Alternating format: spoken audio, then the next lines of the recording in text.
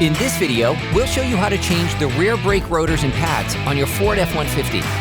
You can find them on CarParts.com via the link in the description. For safety reasons, we strongly suggest watching our video on how to jack your Ford F-150 safely. Open the brake fluid reservoir. Release the parking brake in order to clear the grip of the drum brake shoes on the disc. Sometimes this is not enough to remove the disc.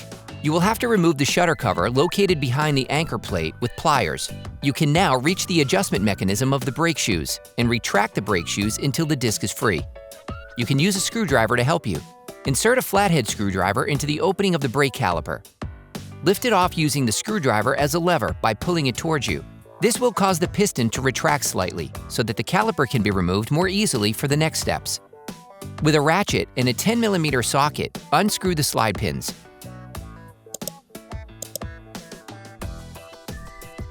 Finish unscrewing by hand. You can now remove the brake caliper and place it on the rear axle. Using a flathead screwdriver, remove the anti-rattle clips.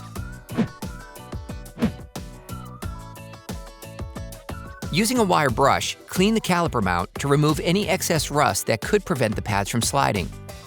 Sometimes the disc may get stuck on the hub. If this happens, use a hammer to remove it. Finally, remove the disc. Clean the wheel hub with a wire brush, brake cleaner, and paper towels. You can order the discs and pads kit used in the video on CarParts.com via the link in the description. Before installing the new disc, it is vital to clean it using brake cleaner and paper towels to take off the storage paraffin. If your new disc is coated, you can place it directly onto the wheel hub. Put the new brake disc in place.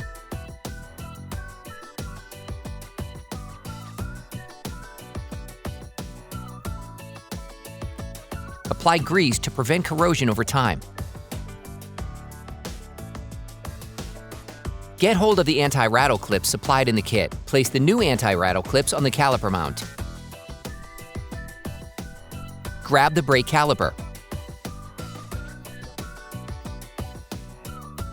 Remove the brake pads by prying them out with a flathead screwdriver.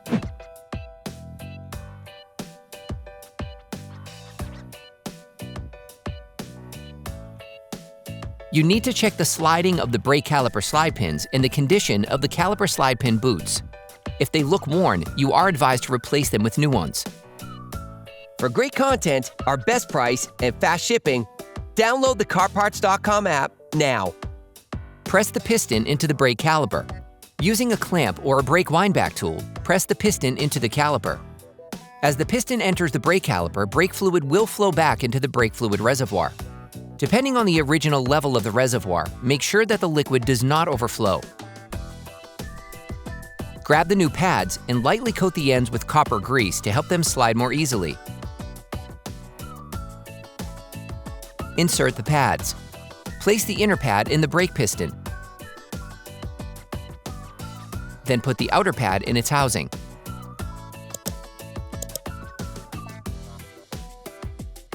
Put the brake caliper back in place and screw in the slide pins, by hand at first. Then tighten them until it makes contact with the ratchet. Finish tightening using a torque wrench.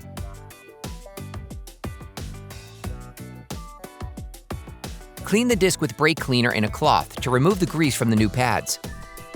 You can now repeat the same process on the other side. Now you need to readjust the brake shoes. Tighten the adjustment mechanism until there is a slight friction between the brake shoes and the disc, which means that the brake shoes are perfectly spaced for your handbrake to work properly. Put the shutter cover back on.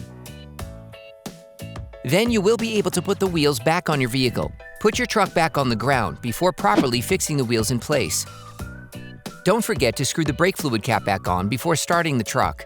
Attention! Before using your vehicle again, start your truck and pump the brake pedal a few times to push the brake pads together again.